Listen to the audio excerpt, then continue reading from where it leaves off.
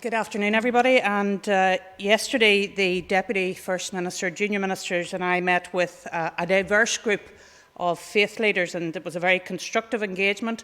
And further meetings are to take place. And there was a common desire for an indicative date for reopening places of worship and providing a lead-in time.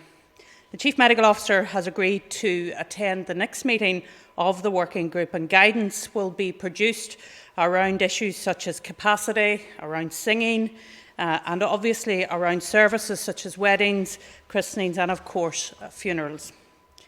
We have been advised today that the R rate is currently between 0.6 and 0.9. The virus continues to be controlled and the number of new cases remains small. This has allowed the Executive to take a number of further decisions today. We have agreed that places of worship should plan on the basis of reopening from week beginning the 29th of June. The Executive will confirm this date next Thursday, dependent on the virus remaining under control. We can also announce, based on the scientific and medical advice, that hairdressers, barbers and nail bars can aim to open provisionally from Monday the 6th of July. The Executive has also agreed a proposal from the Health Minister that those who are shielding are to be advised that they can pause shielding from the 31st of July. In the education field, the Executive has agreed a programme of targeted activity over the summer to support children and young people, particularly the most vulnerable. The Education Minister will extend and expand the Education Authority's Youth Services Eat Well, Live Well programme to cover the months of July and August to ensure that up to 10,000 young people have at least one good meal. A business case is also being developed that would allow the Executive to support over the summer months those children who are in receipt of free school meals during the rest of the year. A youth sector reference group will be established to inform the most effective summer youth work interventions in this unprecedented year.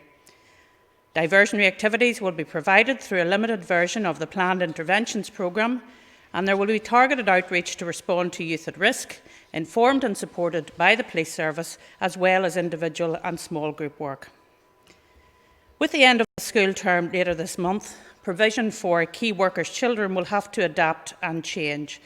The Executive has agreed to permit limited resumption of youth summer programmes prioritising key worker children aged 9 to 13 years, delivered by voluntary youth organisations and uniformed organisations.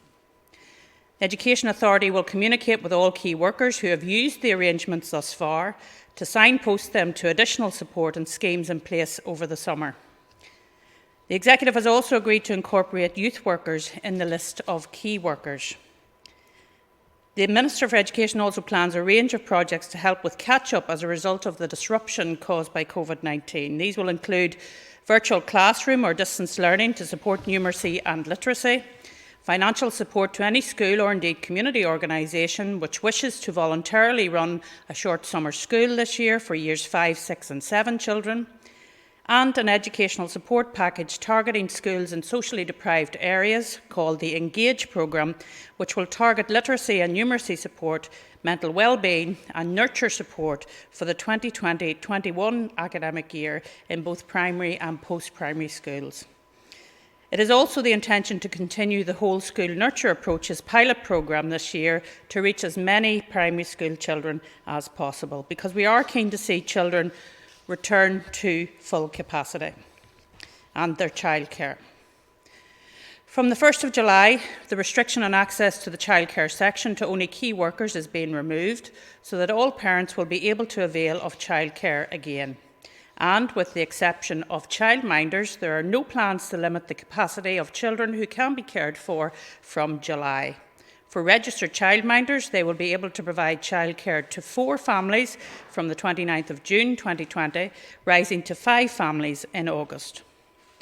In terms of schools, our objective is to see a full-time return to classroom learning for all pupils as soon as possible when safe to do so. All pupils returning to face-to-face learning is key for educational development, but also it is essential to enable the recovery of our economy and society. Guidance will be issued to schools shortly on measures for returning in the autumn. Year 7, 12 and 14 will return a week early on the 24th of August. In the event that physical distancing is still required when schools return, the Executive, following scientific and medical advice, has agreed that schools plan on the basis of 1 metre distancing between pupils. After advice from the Department of Health and the Public Health Agency, the Education Minister has advised that 1 metre distancing will allow the school attendance pattern to return close to normality. Primary school children will, in the main, be able to return to full-time education with 1 metre social distancing between children and each class being viewed as a protective bubble. A minority of smaller-sized classrooms may make this more challenging, and we expect education settings to use all available space within the school to best facilitate a normal return to school. Post-primary schools will also, in the main, be able to return to full-time education with 1 metre social distancing between children and young people, with each class being viewed again as a protective bubble. But older pupils in Year 11 and above will be expected to adhere to social distancing, but will not operate in protective bubbles. The overall approach to schools will, of course, be kept constantly under review and evolve in line with scientific advice over the summer. However, I do very much welcome the progress today as a major step forward towards normality in our schools, because it has been a very tough time for our children, for parents, and of course for the teachers who have been supporting them remotely. And I know that everyone wants to get back to classroom teaching. Michelle. Thanks, Arlene, and good